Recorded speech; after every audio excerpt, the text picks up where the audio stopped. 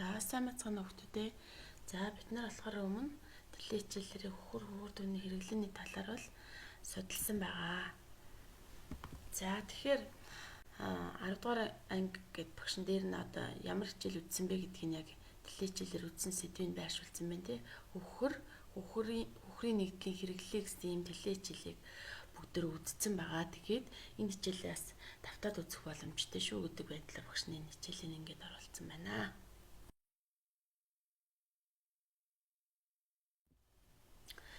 За хөхөр байгальд яаж оршд юм бэ гэхээр одоо дан хөхөр, перит, хайлкоперит за гэсэн ийм нэгдлийн байдлуудаар бол ордог байх нэ. Хөхөр нь болохоор байгальд өргөн тархсан дангаараа ба нэгдлийн байдлаар тохиолддог ийм бодис юм аа. Хөхрийн гол хэсэг нь болохоор янз бүрийн металлуудтай холбоо үүсгэж оршдог.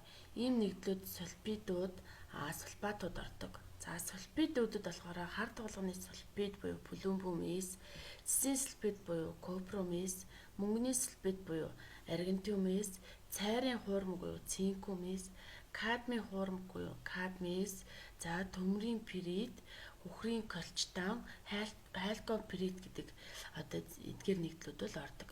За сульфатуудад болохоор гөлтгөн буюу гипс, кальцийн СО4-ийг өрчих нь 2 мол устай ийм давсан байх нь, гашуун давс буюу магний СО4-ийг өрчих нь 7 мол устай давсан ордог байх нэ. За байгальд оршиж байгаа дан хөхөр одоо бусад хольц байцуудыг агуулсан байх ба холцоос нь халаах замаар салгадаг. Энд болохоор хөхрийн одоо амархан хайлдаг чанарыг нь ашиглаж одоо дан хөхөр ба бусад бодисуудыг агуулсан байх ба холцоос нь халаах замаар салгадаг гэдэг бол энд яадаг. Амархан хайлдаг энэ чанарыг нь ашиглаад ингэдэг байна тий. За уулын чулуулгаас хөхрийг хайлуулж, тухайлбал хөхрийн колчтоноос хөхрийг хайлуулж өндөр температур хүртэл халаахад дараах байдлаар задардаг. За нөгөө хөхрийн колчтон буюу перумес 2-ыг нь халаахад перумес дээр нэмэх нь хөхөр гэсэн нэгдэл үүсдэг байна. Одоо үед хөхрийг металлын хөхөр төдрийг хайлуулахад үүсэх хөхрийн диоксидоос гаргаа авах арга нь бол ихээхэн одоо дэлгэрсэн буюу хөхрийн 4 оксид дээр одоо нүүрстрөгчийг нэмэхэд нүүрстрөгчдөр нэмэх нь дангаараа хөхөр гаргаа авдаг байна. Металлыг боловсруулах ба коксын зуухаас гарч байгаа хийнүүд СО2 ба хөхрлөг хий буюу H2S-ийг агуулж идэг. Энэ холцыг болохоор өндөр температурт катализатор дээгүүр нэвтрүүлэхэд хөхөр ба ус үүсдэг байна. За H2S дээр СО2-ыг нэмэхэд ус дээр нэмэх дангаараа хөхөр үүсдэг гэж урлагийн тэгштэглийг бол бичсэн байна. За байгаль дээрх хөхөр хөхөр байгаль дээр нөгөө хайлкоперит одоо сульфид эрдэсэн хэлбэрээр оршдог буюу за жишээлбэл хайлкоперит перитийн одоо багш нь яаж ийн хөхрийн энэ байгальд орших хэлбэрүүдийг харуулсан зургийг харуулсан байна. За хөхөр ба түүний нэгдлийн шин чанар гэхээр хөхрийн шар өнгөтэй хатуу бодис юм усанд уусдаггүй, эпир, бензол ба спиртэнд муу уусдаг, харин хөхөр нүүрс төрөгчд буюу хэлбэрхүү уусдаг байна. Хөхөр хэд хэдэн аллотроп дүрс хувирал үүсдэг байна. За Монкелийн хөхөр гэж байна. Ортор ромбон хөхөр, нунжгаа хөхөр гэсэн ийм одоо аллотроп дүрс хувирлуудыг бол үзүүлдэг байна. За ортором буюу одоо альба хөхөр нь энэ нь болохоор шар өнгөтэй хатуу далд усанд уусдаггүй. Хайлах цэг нь 110 градус Цельс. За энэ нь хамгийн тогтвортой дүрс хувирал бөгөөд октаэдр хэлбэртэй талст юм аа. Тасалгааны температурт энэ дүрс хувиралд бүх батчлалтай дүрс хувирлууд бол шилждэг. Ромбо хөхөр нь одоо харагдаж байна. За монклиник буюу зүү хэлбэрт одоо бета хөхөр. Энэ хөхрийг аажуухан халаахад үүсдэг хөхрийн нэг хэлбэр юм. Хөхрийг хайлуулахад нэг хэсэг нь шингэн бололгүй хатуурдаг. За цайвар шар өнгөтэй зүү хэлбэртэй талстууд үүсдэг нь монклиник хөхөр.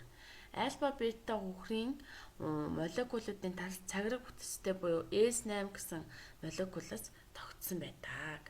За монклин хөхөр. За нунжгаа хөхөр энэ хүрэн өнгөтэй.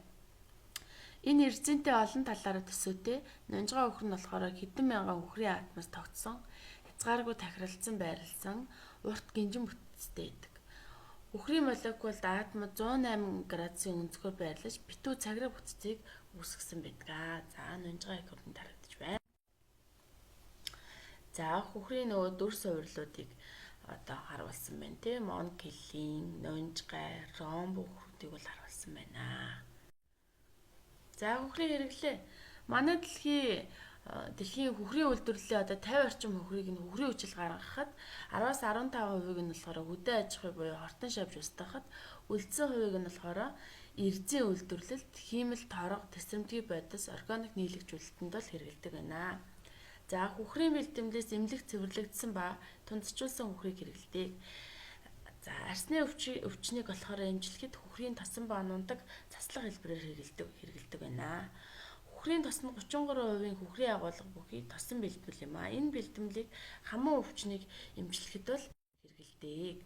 За хөхөр нь хүний биеийн массын 0.3%-ийг эзэлдэг бөгөөд үүний тал хувь нь хумус, үс, яс, цус, булчин, мөгөөрсний эдэд агуулгадаг биологийн чухал элемент юм а. Хүний биед хөхөр дутагдвал үс хүнсний ургалтаас багасж энэ өвчлөдөг байх нэ. Ийм хөхрөөр баялаг органик хүнсний ногоо махыг хэрэглэх нь хөхрийн дутагдлыг нөхөхөд дэмжлэг үзүүлдэг. За сармаас өндөг, хушиг, чинжүү, сонгон зэрэг. За хөхрөөр баялаг хүнсийг болохоор өдөр тутам хэрэглэх нь хүний биеийг бактери хорт эцэс хамгаалдаг байх нэ. За Аз, Хойд Америк, Европын орнуудаар түгээмэл ургадаг хөхөр агуулсан энэ одоо цэцгийг гидсний өвчин, суулгалт, хоолой өвчин зэрэгт бол хэрэгэлдэг юм байна. За анхаарал хандуулсан хүмүүстээ баярлалаа.